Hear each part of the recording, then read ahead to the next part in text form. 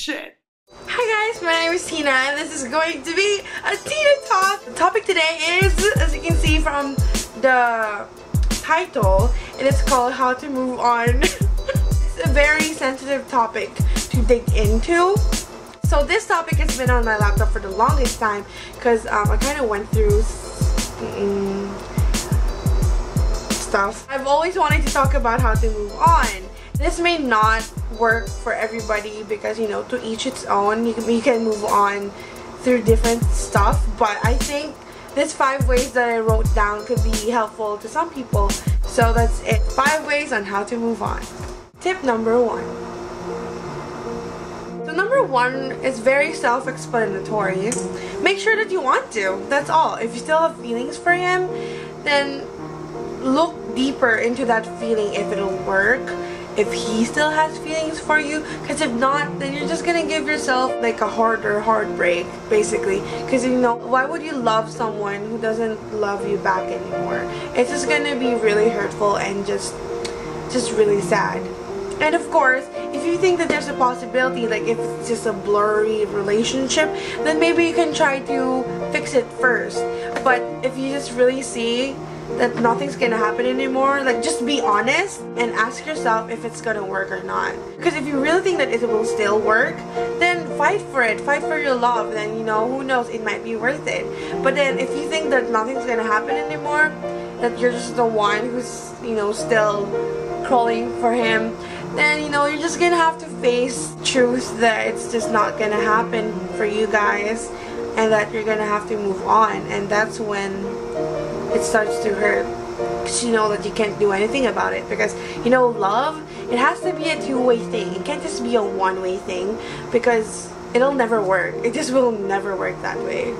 It just wouldn't. One person cannot dominate one other person. It has to be both working at the same time. It can't just be one. Otherwise, one wouldn't be as happy as the other one. And one would be complaining all the time that you're doing all the work, and then one would be like, but you're not giving me all the time. You know, it's just, it has to be balanced. You're gonna have to face the truth and ask yourself if it's still gonna happen for you and for him. Then if not, then let's move on to number 2. Tip number 2. What's best to? See, number 2, it's really hard because when you're in the mood, you kind of want to just vent. You know, you want to stay there and just let it all out. Of course, it's always very healthy to just let it all out, then keep it in and try to move on. It's very hard. You're gonna have to let it all out first. Like, go talk to a friend and, you know, just vent. Cry your heart out, my dear. Crying is really good. Like, you let out so many emotions that you don't want inside of you. So it's really good. Just give yourself like a good one-night ugly cry, and then you would be just good for the next day. If not, then, you know, you can just cry it all out. Just remember, just, you know, wipe and put concealer on afterwards. Maybe, you know, you don't want to look so ugly for the next day. Avoid stuff like if ever he gave you some gifts and it just might be lying around your room, then, you know, maybe try to put it away, because the more you see things that reminds you of him, it's gonna hurt you more. Because, you know, the more you remember him, the more you miss him, the more you want him to be with you again, the more you're just gonna be bitter and just sad. And being bitter and sad is just not a good feeling to be in, especially when you know that he could be happy somewhere else, and then you're just there crying and he's already moved on and you just haven't. Yeah. And also songs are very, like, they can be such bitches sometimes. Like, you can just be in your laptop and then your iTunes would just play you like the worst songs at the moment. You know, it would just be perfect, but at the same time it'll just be so annoyingly like hitting you in the heart. And of course, that you're still in the mourning stage, but if you're not anymore, then just avoid songs. Like, play happy songs, play fun songs that'll liven up the mood. Don't depress yourself, basically. You know what they say, you really have to let go of the things that you don't need in your life. Because the only reason why people don't let go is because they still want that thing or person in their life. So if you're really sure that you don't want it in your life anymore, you're just gonna have to let go. It may be hurtful, may be hard, but then it's gonna be worth it. Number 3. Yeah, you're gonna have to, because if all of your mind it's still with him, it's just gonna be with him, and everything's just gonna ruin you. It's gonna ruin the day, it's gonna ruin your week, it's gonna ruin everything, and you don't want that. You don't want to be a party pooper, you know.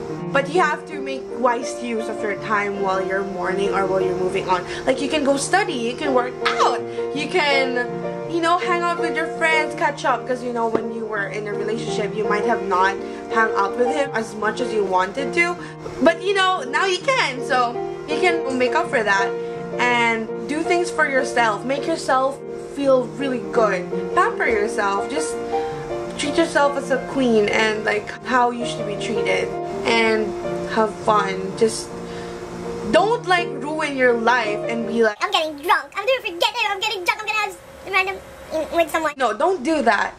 The best revenge for an ex is success, and your ex seeing you that you're happy without him could just make him feel the worst. So I think that would be the best way to show him that you moved on, is that you're feeling good, you're looking good, and you're in a good state of life. So that would be a good thing to show his face and be like, look what you missed, hon, look what you missed. Excuse me, I don't want you anymore. You're the one that he'd want to get back with, but not in a slutty way, you know what I mean? In a very successful and happy kind of way. Number 4.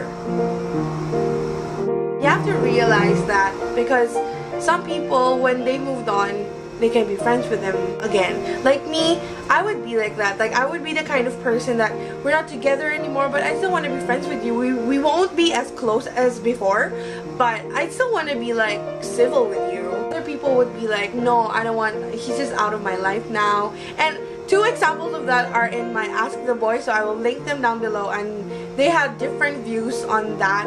Like, some would be friends with the girl still, and then the other one wouldn't be friends with them at all, just because, you know, old feelings might creep back, so he would just avoid it. So those are the 2 different things that I want to show in this number. If you want to be friends with them, you have to be sure that you're ready to be just friends with them. And then maybe if you guys are really like destined together, it might work.